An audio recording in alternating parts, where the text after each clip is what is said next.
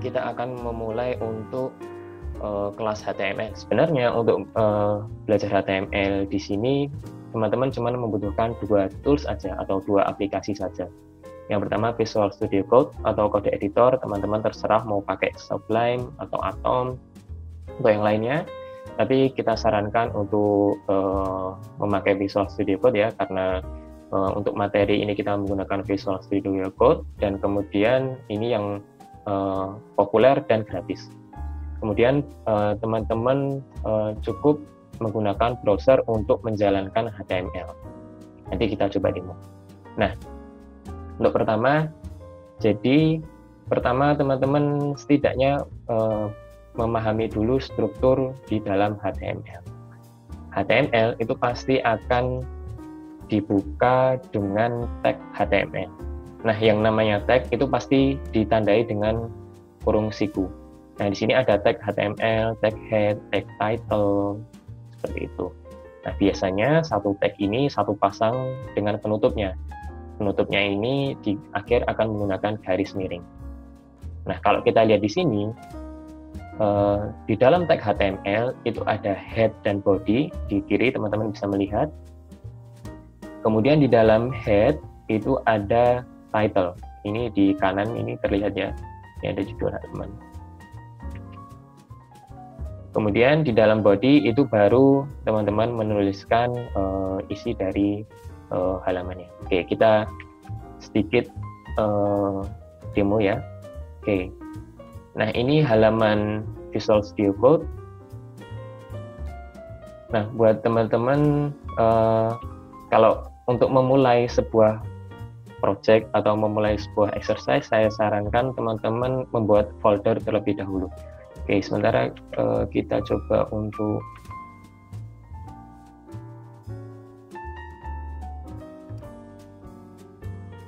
kita buat folder dulu ya di dalam desktop. Misalkan di sini HTML. Nah, kemudian foldernya ini bisa di-drag ke dalam Visual Studio Code. Di-drag seperti ini sampai layarnya terang. Nah, maka akan muncul tampilan seperti ini. Nah, di bagian kiri ini adalah Explorer, atau mudahnya ini kalau misalkan teman-teman mau menambah file, tinggal menambahkan file. Misalkan di sini kita tambahkan home, menambahkan file HTML baru ya dengan nama home HTML. Jangan lupa ya diakhiri dengan .html untuk membuat halaman HTML.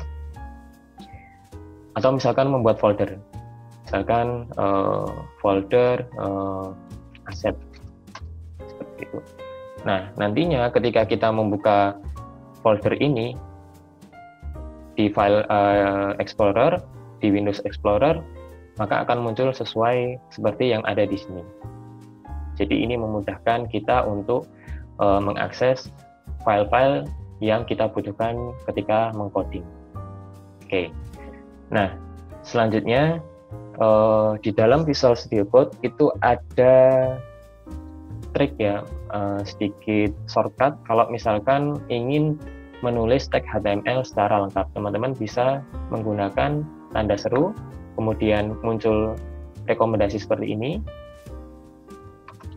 Muncul rekomendasi, kemudian pilih yang pertama, maka akan muncul tag HTML yang lengkap. Jadi teman-teman tidak perlu menulis satu persatu, teman-teman bisa langsung tanda seru, kemudian enter, langsung tertulis semua tag HTML-nya. Oke, sementara kita sederhanakan dulu ya untuk meta-meta, kita simpan dulu saja. Nah, sementara kita pakai ini dulu. Oke, jadi ada tag HTML, head, dan body. Ini yang paling penting untuk di web dasar. Oke. Nah, selanjutnya title itu akan muncul di title bar ketika teman-teman mengakses sebuah browser. Misalkan sini saya tulis judul halaman.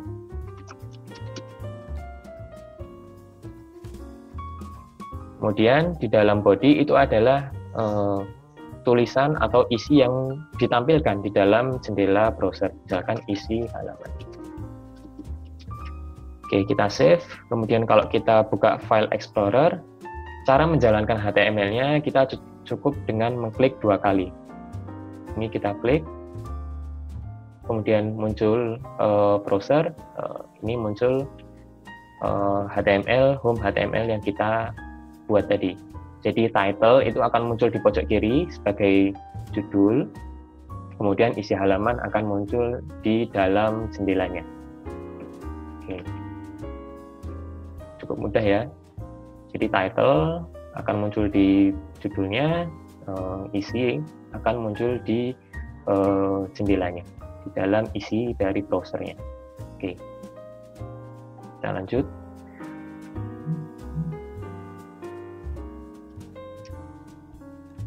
Nah, ini tadi sudah cara menjalankan. Kemudian kita sekarang mencoba untuk membuat halaman website. Nah, yang paling dasar itu adalah kita membuat sebuah teks atau tulisan. Nah, di sini di HTML itu akan ada 2 cara untuk menuliskan sebuah teks. Sebenarnya bisa-bisa saja untuk menuliskan sebuah teks tanpa sebuah tag. Jadi reminder lagi ya, jadi tag itu yang berada di dalam kurung siku seperti ini. Nah, ini namanya tag body. Nah, bisa-bisa saja untuk menuliskan sebuah teks tanpa menggunakan tag Nah, namun normalnya untuk menuliskan sebuah teks itu biasanya menggunakan tag ya. Nah, tag yang biasa digunakan itu adalah P untuk tulisan biasa seperti ini.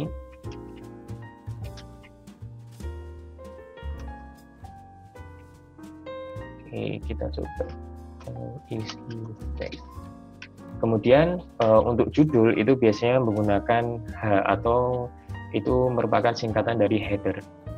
Nah, H itu akan mempunyai rentang nilai ya. Jadi ada H1, H2, H3 sampai H6. Nah, bedanya apa sih H1 sampai H6? Nah, H1 itu ukurannya paling besar, sementara H6 itu ukuran yang paling kecil untuk sebuah judul.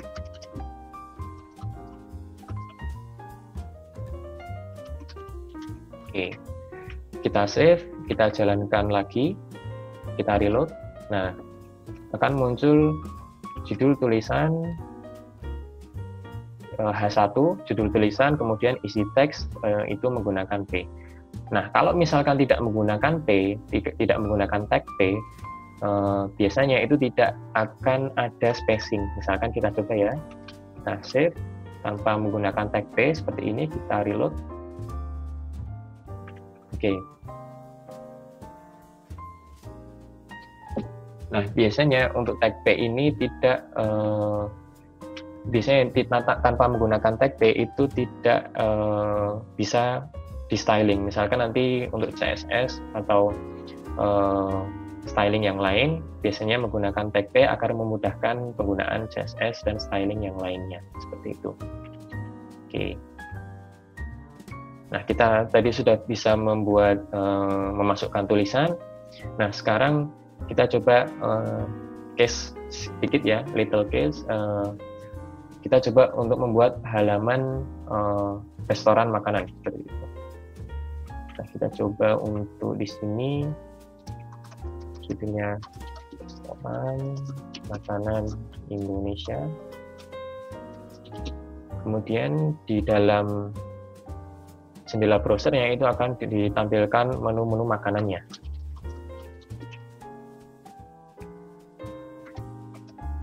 Menu makanan sebagai judul, kemudian menu makanannya. Misalnya contohnya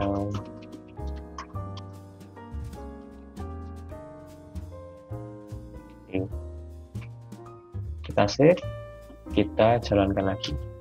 Oke. Ini sudah muncul seperti tadi. Kemudian tentunya kalau misalkan menu makanan itu biasanya tidak ditampilkan seperti ini ya, tidak ditampilkan tulisan memanjang ke kanan, tapi ditampilkan sebagai list item ke bawah seperti itu. Maka kita bisa membuat sebuah list. Nah, untuk membuat list di dalam HTML itu teman-teman bisa menggunakan UL seperti ini, terlihat di kanan. Kemudian di dalam UL itu gunakan tag li untuk memasukkan item yang ingin dimasukkan di dalam list. Oke, kita coba untuk masukkan. Kita coba untuk membuat list ya. Pertama kita menggunakan tag ul dulu, kemudian gunakan li untuk memasukkan item-itemnya. Misalkan soto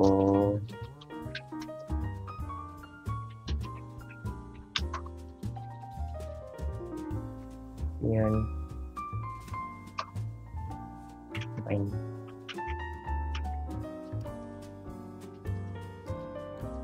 Jika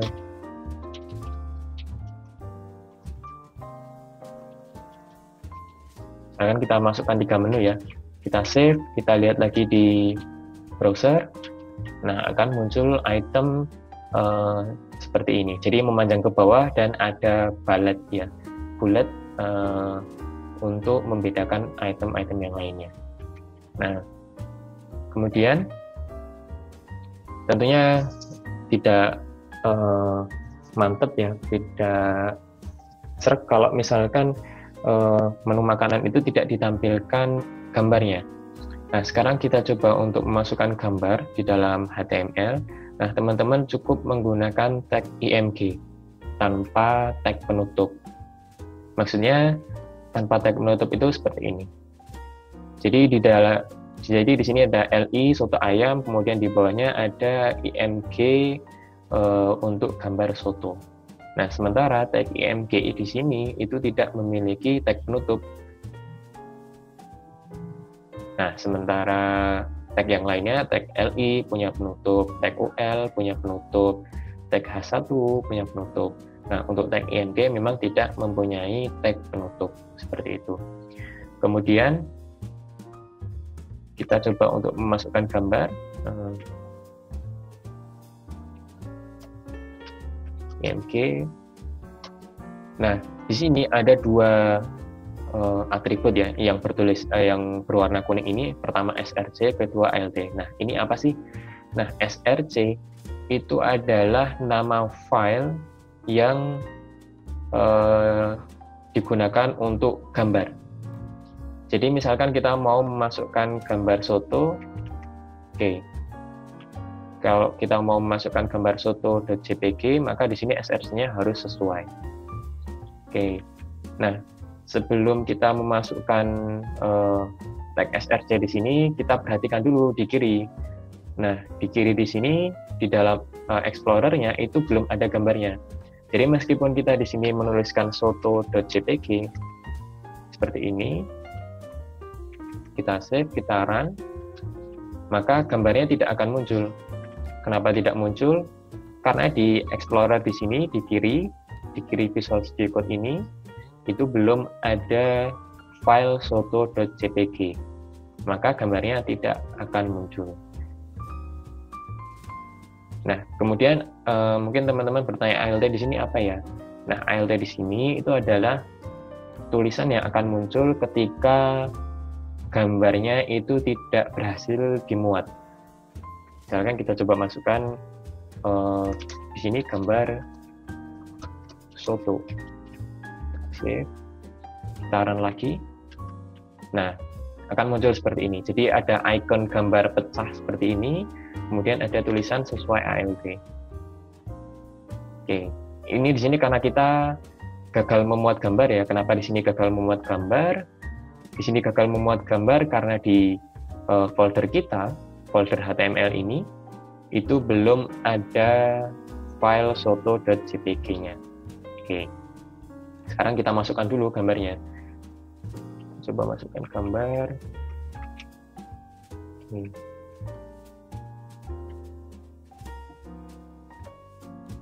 Nah, di sini saya sudah siapkan 2 gambar. Nah, ini saya copy saja, terus kemudian masuk ke dalam folder HTML. Nah, di sini, di dalam folder HTML di sini, di dalam folder yang sama dengan home.html, saya masukkan gambarnya. Oke. Nah, kalau kita cek di Explorer di Visual Studio Code, maka akan muncul dua file gambar. Kalau kita klik 2 kali, akan muncul gambarnya. Oke, kita kembali ke Home HTML. Nah, sekarang gambarnya sudah ada di dalam folder yang sama dengan home.html. Maka di sini kita bisa mulai mengakses gambarnya. Ini sudah kita save ya. Dan di sini sudah ada src soto.jpg. Ini namanya di src sudah sesuai dengan yang ada di Explorer.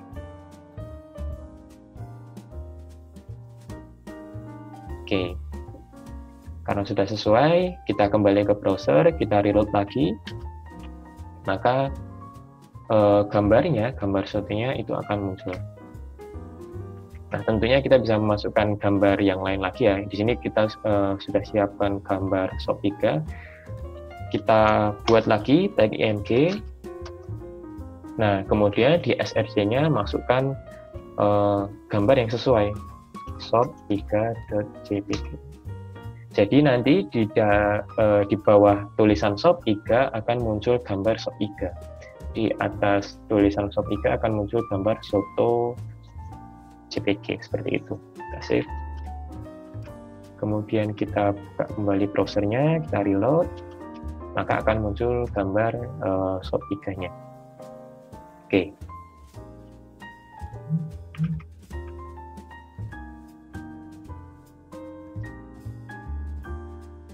Oke, setelah kita berhasil memasukkan gambar, kita coba untuk membuat navigation bar atau menu.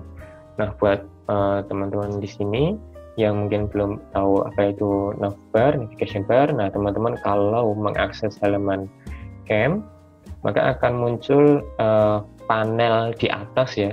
Nah, panel di atas itu sebenarnya istilahnya adalah navigation bar atau disingkat dengan navbar.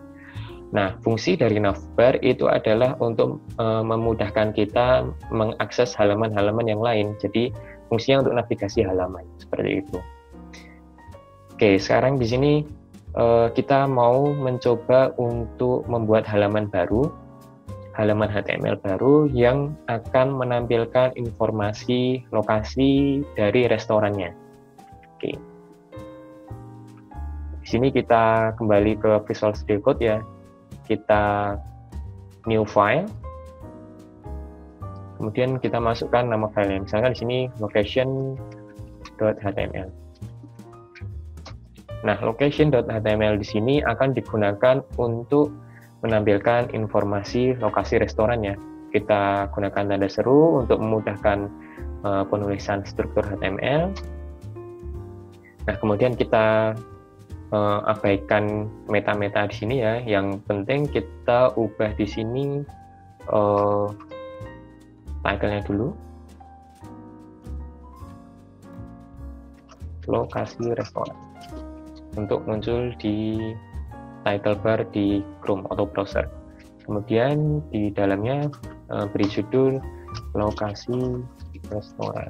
Misalkan kita beri informasi lokasi berada di Jakarta. Oke, kita save. Kita kembali ke browser. Nah, tentunya kita tidak bisa mengakses halaman lokasi tanpa menggunakan navbar. Iya kan?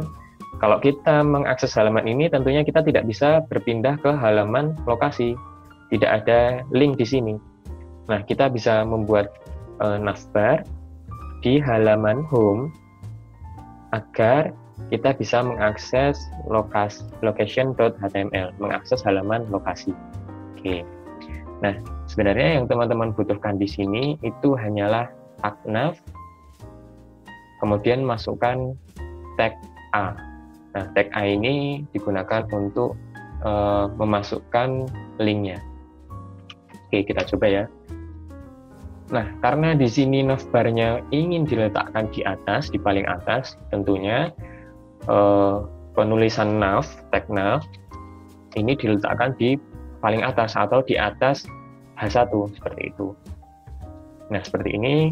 tag nav, kemudian kita masukkan tag A.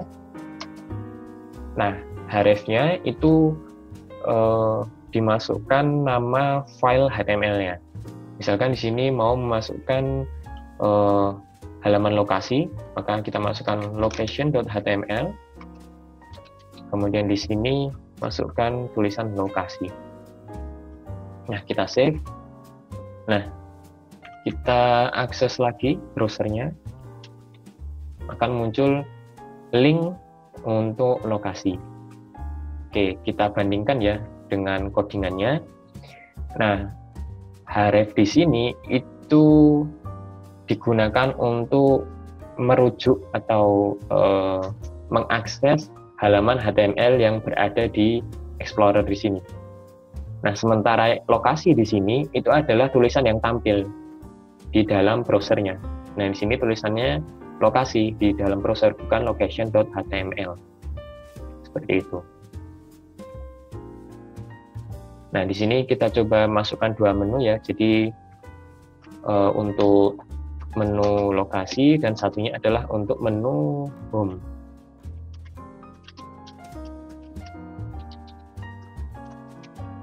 Oke, kita save, kita reload lagi, akan muncul dua link seperti ini. Nah, sekarang kita sudah bisa mengakses halaman lokasi. Kita coba untuk klik halaman lokasi.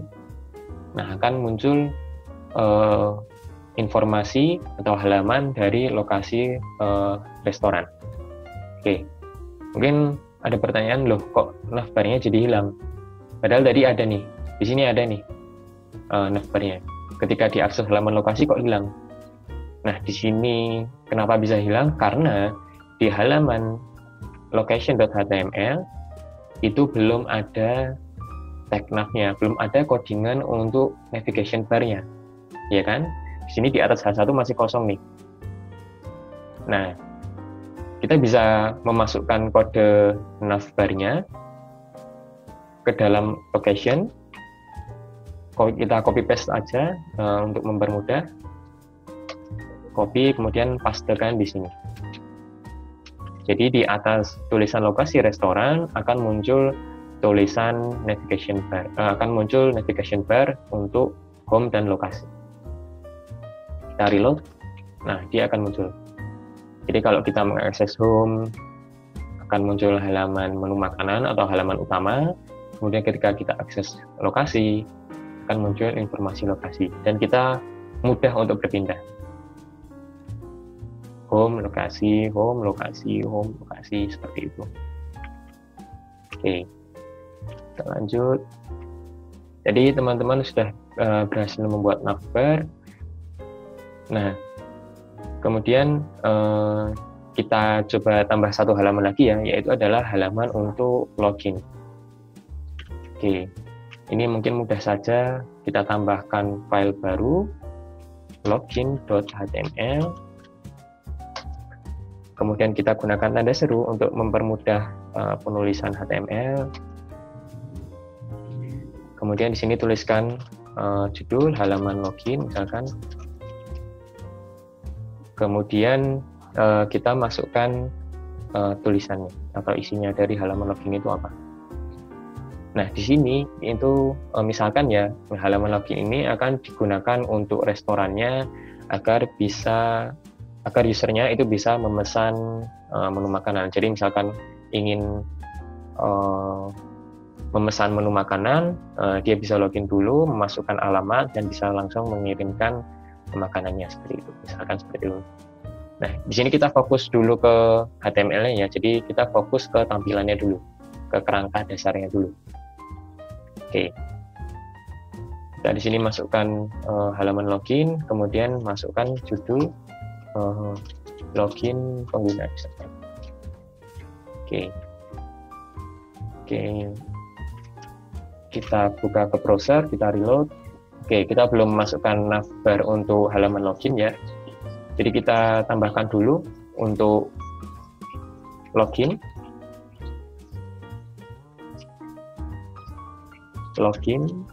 Kemudian menampilkan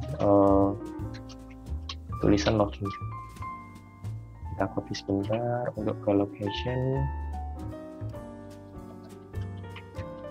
Nah, kemudian kita reload, kemudian kita mengakses halaman login. Nah, akan muncul halaman login. Oke, sebentar, kita copy dulu untuk kode navbarnya ya, agar navbarnya muncul di halaman login.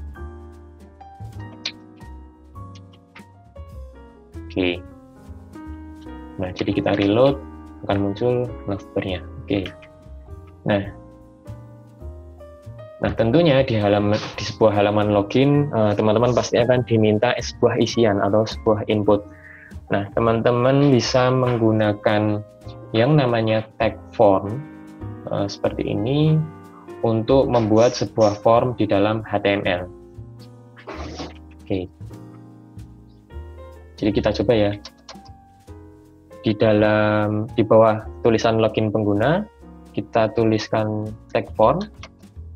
Nah, untuk actionnya, untuk sementara ini kita isi dengan crash dulu, karena di sini ini akan dipakai untuk di sesi PHP. Tapi untuk sementara di HTML, karena untuk tampilan saja, kita isi dengan crash terlebih dahulu. Nah, action ini untuk apa sih? Singkatnya, ini action akan digunakan untuk mengalihkan halaman. Misalkan setelah menekan tombol submit atau tombol login, halamannya itu akan diarahkan kemana. Nah, halamannya itu tergantung dengan action seperti itu. Singkatnya seperti itu. Tapi untuk lanjutnya itu akan teman-teman pelajari di sesi PHP. Nah, setelah teman-teman memasukkan tag form, teman-teman bisa menggunakan label untuk menuliskan tulisan dari formnya. Untuk for ini kita kosongkan dulu sebentar ya. Misalkan sini username. Kemudian untuk boxnya, untuk box isiannya itu teman-teman menggunakan input, atau misalkan ini kita coba dulu ya. Ini kita save, kemudian kita akses halaman login, kita reload. Nah, di sini sudah ada label username, tapi kotak isiannya belum ada nih. Nah, kita masukkan dulu kotak isiannya dengan menggunakan input. Nah, di sini type-nya gunakan teks untuk isian tulisan biasa. Ketika kita save, maka akan muncul isian dari box-nya. Kalau misalkan teks ini kita ubah, misalkan number gitu ya, kita save, kemudian kita reload browsernya. Nah, di sini ada muncul nih arrow panah untuk menambah increment angkanya. Tapi kalau misalkan type-nya ini kita ganti teks, kita save, browsernya kita reload. Nah, di sini nggak ada nih anak panahnya. Oke. Nah, selanjutnya yang nggak kalah pentingnya itu adalah tag name. Nah, di sini untuk name kita masukkan username saja. Nah, name di sini untuk membedakan input yang satu dengan yang lainnya. Misalkan di sini di bawahnya kita mau memasukkan input yang lain. Nah, biasanya kan di login ada username dan ada password. Kita masukkan di sini label untuk password.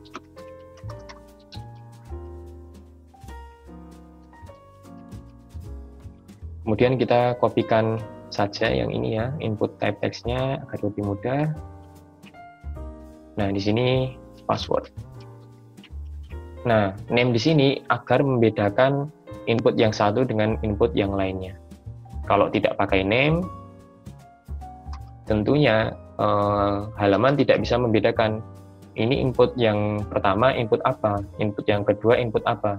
Nah, kalau ada name-nya seperti ini, halaman akan bisa membedakan input box pertama untuk username, input box kedua itu untuk password. Oke, kita save, kita reload. Nah, akan muncul username dan password. Nah, teman-teman untuk sementara bisa menggunakan BR dulu ya untuk berganti baris. Jadi di sini kan username dan password bergeser ke kanan ya. Kan biasanya umumnya itu memanjang ke bawah. Jadi untuk enter atau untuk berganti baris, setelah username kita berikan BR, kita save. maka akan berganti baris. Nah, selanjutnya ini ada yang kurang satu, yaitu adalah button untuk loginnya, untuk button submitnya. Nah, teman-teman bisa menggunakan input. Nah, type-nya itu button. Kemudian beri value ya untuk tulisan dari buttonnya itu apa. Misalkan di sini tulisan login. Nah, kita reload. Nah, value di sini itu akan sesuai dengan isi dari tombolnya. Jadi kalau di sini tulisan login, isi dari tombolnya tulisan login. Kalau ini saya ganti login atau submit login ya. Kita save, kita reload, maka akan tertampil submit login. Oke. Nah, tentunya teman-teman di slide materi itu akan mengekspor lagi materi-materi yang lebih banyak, materi-materi yang lebih menarik. Nah, apa sih yang nanti teman-teman itu akan pelajari selanjutnya? Nah, teman-teman di sini nanti di slide materi akan mempelajari hal yang tadi sudah saya sampaikan dengan mendetail, dan tentunya ada tambahan lain yang tentunya penting untuk teman-teman pelajari. Yang pertama itu membuat tabel, kemudian layouting HTML, menggunakan tabel ya. Jadi di sini belum menggunakan CSS atau lainnya, jadi layouting sederhana. Kemudian teman-teman bisa masukkan video dan materi-materi yang lainnya. Teman-teman bisa explore di materi di dalam website.